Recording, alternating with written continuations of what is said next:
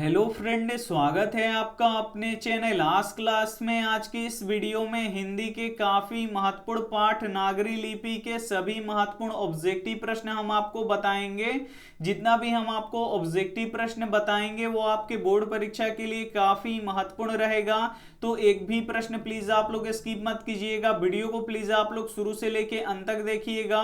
और इसमें से जो भी प्रश्न आपको याद ना हो तो प्लीज आप लोग उसे नोटबुक पे लिख के जरूर याद कर लीजिएगा। चैनल को अभी तक आप सब्सक्राइब नहीं किए हैं तो चैनल को सब्सक्राइब कर लीजिएगा। और सब्सक्राइब करने के बाद एक बेल आइकन आता है तो बेल आइकन को भी दबा के ऑल पे कर लीजिएगा, ताकि जब भी लाइव क्लास हो तो आपके पास नोटिफिकेशन पहुंचता रहे। और जितना भी हम आपको ऑब्जेक्टिव प्रश्न बताएंगे वो एनसीईआरटी पैटर्न के आधार पर ही बताएंगे। तो वीडियो को प्लीज आप लोग शुरू से लेके अंत तक जरूर देखिएगा। आइए शुरू करते हैं पहले नंबर प्रश्न से। पहला नंबर प्रश्न है कि नागरी लिपि के लेखक कौन है। काफी महत्वपूर्ण प्रश्न है।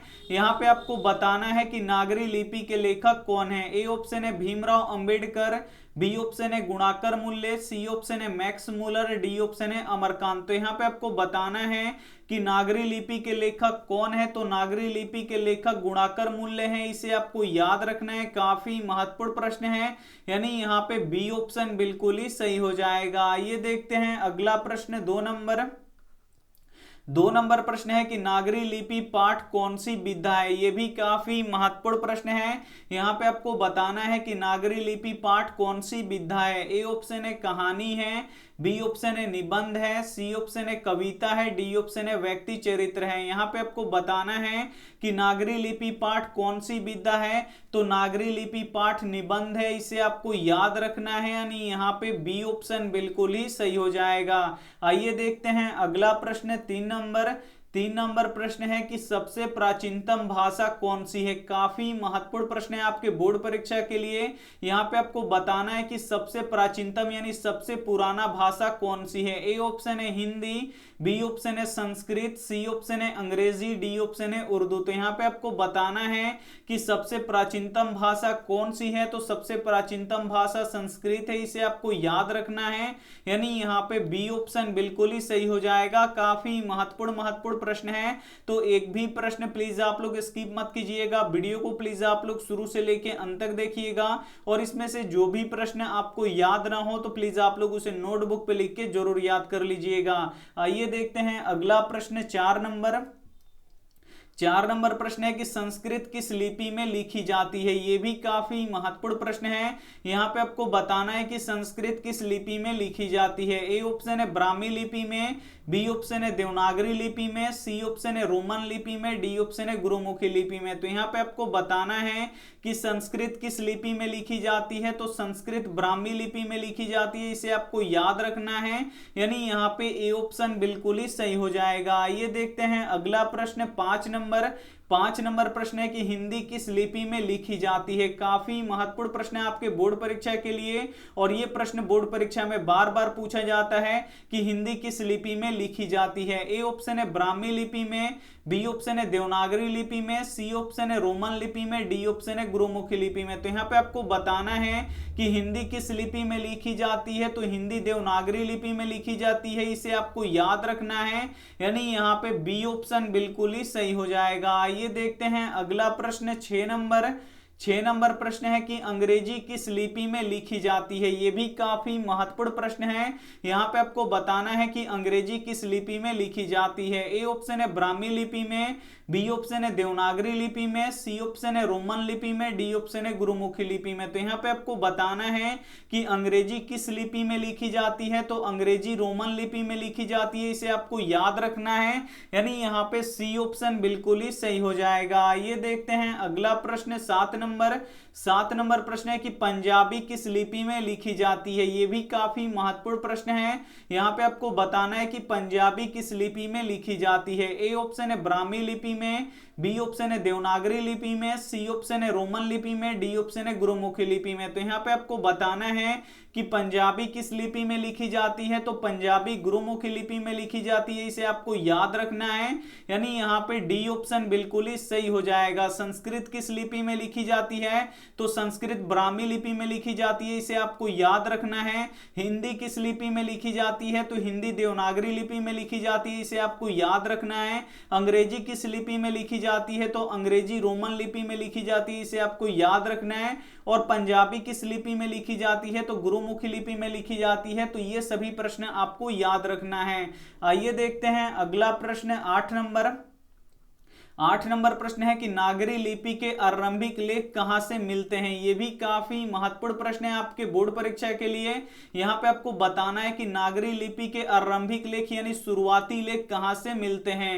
ए ऑप्शन है पूर्वी भारत से, बी ऑप्शन है पश्चिमी भारत से, सी ऑप्शन है दक्षिणी भारत से, डी ऑप्शन है उत्तरी भारत से। तो यहां पे आपको बताना है कि नागरी लिपि के आरंभिक लेख कहां से मिलते हैं? तो ये मिलते हैं दक्षिणी भारत से, इसे आपको याद रखना है, काफी महत्वपूर्ण प्रश्न है। यानी यहाँ पे सी ऑप्शन बिल्कुल ही सही हो जाएगा। आइए देखते हैं अगला प्रश्न 9 नंबर प्रश्न है कि चंद्रगुप्त विक्रमादित्य कहाँ के राजा थे? यहाँ पे आपको बताना है कि जो चंद्रगुप्त विक्रमादित्य थे ये कहाँ के राजा थे। ए ऑप्शन है विदर्भ के, बी ऑप्शन है मिथिला के, सी ऑप्शन है पटना के, डी ऑप्शन है उड़ीसा के। तो यहाँ पे आपको बताना है कि चंद्रगुप्त विक्रमादित्य कहाँ के राजा थे। तो चंद्रगुप्त विक्रमादित्य पटना के राजा थे, इसे आपको याद रखना है।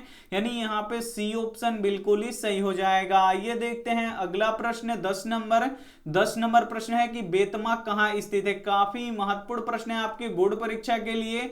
यहाँ पे आपको बताना है कि बेतमा कहाँ स्थित है। ए ऑप्शन है पटना के पास, बी ऑप्शन है इंदौर के पास, सी ऑप्शन है पुणे के पास, डी ऑप्शन है इलाहाबाद के पास। तो यहाँ पे आपको बताना है कि बेतमा कहाँ स्थित है। तो जो बेतमा है ये इंदौर के पास स्थित है, इसे आपको याद रखना है, काफी महत्वपूर्ण प्रश्न है। यानी यहाँ पे बी ऑप्शन बिल्कुल ही सही हो जाएगा। काफी महत्वपूर्ण प्रश्न है। तो एक भी प्रश्न प्लीज आप लोग स्किप मत कीजिएगा, वीडियो को प्लीज आप लोग शुरू से लेके अंत तक देखिएगा। और इसमें से जो भी प्रश्न आपको याद ना हो तो प्लीज आप लोग उसे नोटबुक पे लिख के जरूर याद कर लीजिएगा। आइए देखते हैं अगला प्रश्न 11 नंबर प्रश्न है कि बेतमा दान पत्र किस समय का है? काफी महत्वपूर्ण प्रश्न है और यह प्रश्न बोर्ड परीक्षा में बार बार पूछा जाता है कि बेतमा दान पत्र किस समय का है। ए ऑप्शन है 1010 ईस्वी का, बी ऑप्शन है 1020 ईस्वी का, सी ऑप्शन है 1110 ईस्वी का, डी ऑप्शन है 1120 ईस्वी का। तो यहाँ पे आपको बताना है कि बेतमा दान पत्र किस समय का है। तो 1020 ईस्वी का है, इसे आपको याद रखना है। यानी यहाँ पे बी ऑप्शन बिल्कुल सही हो जाएगा। और बेतमा दान पत्र कहाँ है? तो ये इंदौर के पास है, तो ये भी साथ में आपको याद रखना है। आइए देखते हैं अगला प्रश्न 12 नंबर प्रश्न है कि देवनागरी लिपि में कौन कौन सी भाषाएं लिखी जाती है? काफी महत्वपूर्ण प्रश्न है आपके बोर्ड परीक्षा के लिए। यहाँ पे आपको बताना है कि देवनागरी लिपि में कौन कौन सी भाषाएं लिखी जाती है। ए ऑप्शन है हिंदी, बी ऑप्शन है मैथिली, सी ऑप्शन है नेपाली, डी ऑप्शन है मराठी, ई ऑप्शन है ये सभी। तो यहाँ पे आपको बताना है कि देवनागरी लिपि में कौन कौन सी भाषाएं लिखी जाती हैं। तो देवनागरी लिपि में हिंदी भी लिखी जाती है, मैथिली भी लिखी जाती है, और यहाँ पे देखिए नेपाली भी लिखी जाती है और मराठी भी लिखी जाती है। यानी ये चारों भाषाएं यहाँ पे देखिए देवनागरी लिपि में लिखी जाती है। यानी यहाँ पे ई ऑप्शन बिल्कुल ही सही हो जाएगा। आइए देखते हैं अगला प्रश्न 13 नंबर प्रश्न है कि उत्तर भारत के नागरी लिपि को किस लिपि के नाम से जाना जाता है? यह भी काफी महत्वपूर्ण प्रश्न है आपके बोर्ड परीक्षा के लिए।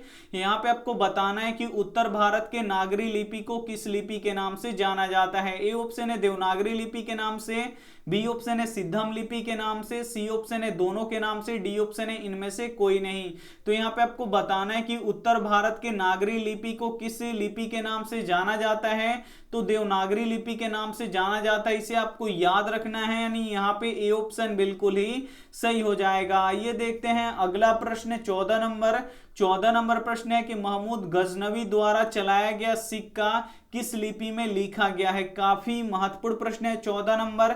यहाँ पे आपको बताना है कि महमूद गजनवी द्वारा चलाया गया सिक्का किस लिपि में लिखा गया है। ए ऑप्शन है ब्राह्मी लिपि में, बी ऑप्शन है सिद्धम लिपि में, सी ऑप्शन है नागरी लिपि में, डी ऑप्शन है इनमें से कोई नहीं। तो यहाँ पे आपको बताना है कि महमूद गजनवी द्वारा चलाया गया सिक्का किस लिपि में लिखा गया है। तो ब्राह्मी लिपि में लिखा गया, इसे आपको याद रखना है। यानी यहाँ पे ए ऑप्शन बिल्कुल ही सही हो जाएगा। आइए देखते हैं अगला प्रश्न 15 15 नंबर प्रश्न है कि राष्ट्रकूट शासन की नींव किसने डाली। काफी महत्वपूर्ण प्रश्न है।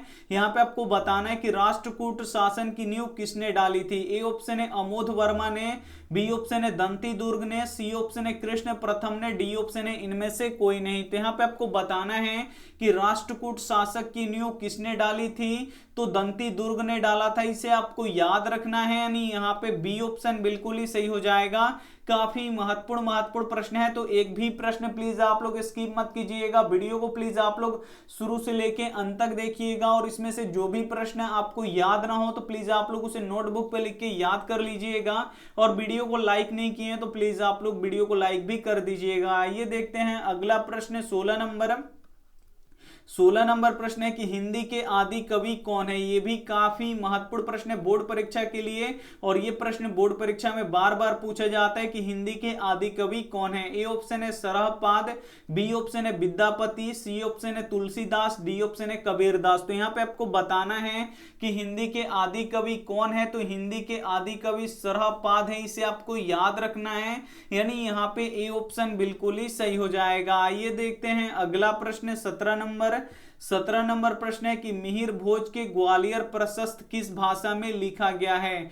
काफी महत्वपूर्ण प्रश्न है 17 नंबर। यहाँ पे आपको बताना है कि मिहिर भोज के ग्वालियर प्रशस्ति किस भाषा में लिखा गया है। ए ऑप्शन है प्राकृत भाषा में, बी ऑप्शन है संस्कृत भाषा में, सी ऑप्शन है हिंदी भाषा में, डी ऑप्शन है अंग्रेजी भाषा में। तो यहाँ पे आपको बताना है कि मिहिर भोज के ग्वालियर प्रशस्त किस भाषा में लिखा गया है। तो ये संस्कृत में लिखा गया है, इसे आपको याद रखना है, यानी यहाँ पे बी ऑप्शन बिल्कुल ही सही हो जाएगा। ये देखते हैं अगला प्रश्न 18 नंबर प्रश्न है कि आरंभिक हिंदी का साहित्य कब से मिलना शुरू हुआ। काफी महत्वपूर्ण प्रश्न है। यहाँ पे आपको बताना है कि आरंभिक हिंदी का साहित्य कब से मिलना शुरू हुआ। ए ऑप्शन है 8वीं से 9वीं सदी में, बी ऑप्शन है 7वीं से 8वीं सदी में, सी ऑप्शन है 6ठी सदी में, डी ऑप्शन है 7वीं सदी में। तो यहाँ पे आपको बताना है कि आरंभिक हिंदी का साहित्य कब से मिलना शुरू हुआ। तो 8वीं से 9वीं सदी में मिलना शुरू हुआ, इसे आपको याद रखना है, यानी यहाँ पे ए ऑप्शन बिल्कुल ही सही हो जाएगा। आइए देखते हैं अगला प्रश्न यहाँ पे 19 नंबर प्रश्न है कि सिद्धम क्या है। काफी महत्वपूर्ण प्रश्न है, और ये प्रश्न बोर्ड परीक्षा में बार बार पूछा जाता है कि सिद्धम क्या है। ए ऑप्शन है मंत्र, बी ऑप्शन है सिद्ध योगी, सी ऑप्शन है साधु, डी ऑप्शन है एक प्रकार की लिपि। तो यहाँ पे आपको बताना है कि सिद्धम क्या है। तो सिद्धम एक प्रकार की लिपि है, इसे आपको याद रखना है, यानी यहाँ पे डी ऑप्शन बिल्कुल ही सही हो जाएगा। ये देखते हैं अगला प्रश्न 20 नंबर प्रश्न है कि टकसाल का संबंध है। काफी महत्वपूर्ण प्रश्न है आपके बोर्ड परीक्षा के लिए। यहाँ पे आपको बताना है कि टकसाल का संबंध है। तो टकसाल का संबंध किससे है। ए ऑप्शन है सिक्कों से, बी ऑप्शन है अभिलेखों से, सी ऑप्शन है लिपि से, डी ऑप्शन है अनाज से। तो यहाँ पे आपको बताना है कि टकसाल का संबंध किससे है। तो टकसाल का संबंध सिक्कों से है, इसे आपको याद रखना है, यानी यहाँ पे ए ऑप्शन बिल्कुल ही सही हो जाएगा। जो टकसाल होते हैं इसमें सिक्के बनते हैं, यानी यहाँ पे ए ऑप्शन बिल्कुल ही सही हो जाएगा। आइए देखते हैं अगला प्रश्न 21 नंबर प्रश्न है कि दोहा कोश किसकी रचना है। काफी महत्वपूर्ण प्रश्न है आपके बोर्ड परीक्षा के लिए। यहाँ पे आपको बताना है कि दोहा कोश किसकी रचना है। ए ऑप्शन है विद्यापति की, बी ऑप्शन है सूरदास की, सी ऑप्शन है तुलसीदास की, डी ऑप्शन है सरहपाद की। तो यहाँ पे आपको बताना है कि दोहा कोश किसकी रचना है। तो दोहा कोश सरहपाद की रचना है, इसे आपको याद रखना है, यानी यहाँ पे डी ऑप्शन बिल्कुल ही सही हो जाएगा। ये देखते हैं अगला प्रश्न 22 नंबर प्रश्न है कि केरल के शासकों के सिक्कों पर वीर केरलस्य जैसे शब्द किस लिपि में लिखा गया था। काफी महत्वपूर्ण प्रश्न है। यहाँ पे आपको बताना है कि केरल के शासकों के सिक्कों पर वीर केरलस्य जैसे शब्द किस लिपि में लिखा गया था। ए ऑप्शन है ब्राह्मी लिपि में, बी ऑप्शन है देवनागरी लिपि में, सी ऑप्शन है रोमन लिपि में, डी ऑप्शन है गुरुमुखी लिपि में। और ये भी प्रश्न बोर्ड परीक्षा के लिए काफी महत्वपूर्ण है कि केरल के शासकों के सिक्कों पर वीर केरलस्य जैसे शब्द किस लिपि में लिखा गया था। तो देवनागरी लिपि में लिखा गया था, इसे आपको याद रखना है, यानी यहाँ पे बी ऑप्शन बिल्कुल ही सही हो जाएगा। ये देखते हैं अगला प्रश्न 23 23 नंबर प्रश्न है कि किस बादशाह ने राम सीता की आकृति वाले सिक्के चलाए थे। काफी महत्वपूर्ण प्रश्न है 23 नंबर। यहाँ पे आपको बताना है कि किस बादशाह ने राम सीता की आकृति वाले सिक्के चलाए थे। ए ऑप्शन है अकबर ने, बी ऑप्शन है शेर शाह ने, सी ऑप्शन है शाहजहां ने, डी ऑप्शन है जहांगीर ने। तो यहाँ पे आपको बताना है कि किस बादशाह ने राम सीता के आकृति वाले सिक्के चलाए थे। तो अकबर ने चलाए थे, इसे आपको याद रखना है, यानी यहाँ पे ए ऑप्शन बिल्कुल ही सही हो जाएगा। आइए देखते हैं अगला प्रश्न 24 नंबर। 24 नंबर प्रश्न है कि नागरी लिपि कब एक सार्वदेशिक लिपि थी। काफी महत्वपूर्ण प्रश्न है 24 नंबर, और ये प्रश्न बोर्ड परीक्षा में बार बार पूछा जाता है कि नागरी लिपि कब एक सर्वदेशिक लिपि थी। ए ऑप्शन है 15वीं सदी में, बी ऑप्शन है 16वीं सदी में, सी ऑप्शन है 8वीं से 11वीं सदी में, डी ऑप्शन है इनमें से कोई नहीं। तो यहाँ पे आपको बताना है कि नागरी लिपि कब एक सर्वदेशिक लिपि थी। तो 8वीं सदी से लेकर 11वीं सदी तक जो नागरी लिपि थी ये एक सर्वदेशिक लिपि थी, यानी यहाँ पे सी ऑप्शन बिल्कुल ही सही हो जाएगा। ये देखते हैं अंतिम प्रश्न यहाँ पे 25 नंबर। 25 नंबर प्रश्न है कि इस्लामी शासक का आरंभ कब हुआ था। काफी महत्वपूर्ण प्रश्न है आपके बोर्ड परीक्षा के लिए। यहाँ पे आपको बताना है कि इस्लामी शासक का आरंभ कब हुआ था। ए ऑप्शन है 12वीं सदी में, बी ऑप्शन है 13वीं सदी में, सी ऑप्शन है 14वीं सदी में, डी ऑप्शन है 15वीं सदी में। तो यहाँ पे आपको बताना है कि इस्लामी शासक का आरंभ कब हुआ था। तो 12वीं सदी में हुआ था, इसे आपको याद रखना है, यानी यहाँ पे ए ऑप्शन बिल्कुल ही सही हो जाएगा। यहाँ पे हम 25 काफी महत्वपूर्ण ऑब्जेक्टिव प्रश्न आपको बता चुके हैं। तो इसमें से जो भी प्रश्न आपको याद ना हो तो प्लीज आप लोग उसे नोटबुक पे लिख के याद कर लीजिए, क्योंकि ऐसे प्रश्न आपके बोर्ड परीक्षा में पूछे जाते हैं। तो बिल्कुल एक भी प्रश्न आप लोग स्किप मत कीजिएगा, वीडियो को आप लोग एकदम लिख लीजिएगा जो भी इसमें से आपको याद ना हो। और यहाँ पे देखिए हमारा टारगेट है 480 प्लस का। तो 480 प्लस कब आएगा, जब आप लोग यहाँ पे वीडियो शुरू से लेके अंत तक देखिएगा और इसमें से जो भी प्रश्न आपको याद ना हो तो उसे आप लोग लिख के याद कर लीजिएगा, और उसका यहाँ पे देखिए टाइम टू टाइम यहाँ पे रिवीजन करते रहिएगा। तो आपका 100% गारंटी है कि 480 प्लस नंबर आएगा, ये हमारा गारंटी है। तो बिल्कुल आप लोग जो भी प्रश्न याद ना हो तो उसे लिख के रिवीजन करते रहिए, याद कर लीजिए, उसके बाद रिवीजन करते रहिए। और ये रहा आपके लिए होमवर्क प्रश्न कि निर्लज अपराधी किसे कहा गया है। ये प्रश्न हम आपको पढ़ा चुके हैं, तो इसका बिल्कुल भी गलत जवाब मत दीजिएगा कि निर्लज अपराधी किसे कहा गया है। ए ऑप्शन है नाखून को, बी ऑप्शन है चोर को, सी ऑप्शन है डाकू को, डी ऑप्शन है बदमाश को। तो यहाँ पे आपको बताना है कि निर्लज अपराधी किसे कहा गया है, और जो भी ऑप्शन आपको सही लगे वो आप क्या कर दीजिएगा, हमें कमेंट बॉक्स में कमेंट कर दीजिएगा, हम उसका रिप्लाई जरूर देंगे। वीडियो को लाइक नहीं किए तो लाइक कीजिएगा, अपने दोस्तों के पास इस वीडियो को जरूर शेयर कीजिएगा। चैनल को सब्सक्राइब नहीं किए तो चैनल को सब्सक्राइब करके साथ में बेल आइकन को ऑल पे दबा लीजिएगा, ताकि जब भी क्लास हो तो आपके पास नोटिफिकेशन पहुंचता रहे। थैंक यू फॉर वॉचिंग, मिलते हैं अगले वीडियो में, तब तक अपना ध्यान रखिए, मन लगा के पढ़ाई कीजिए। Take care and bye.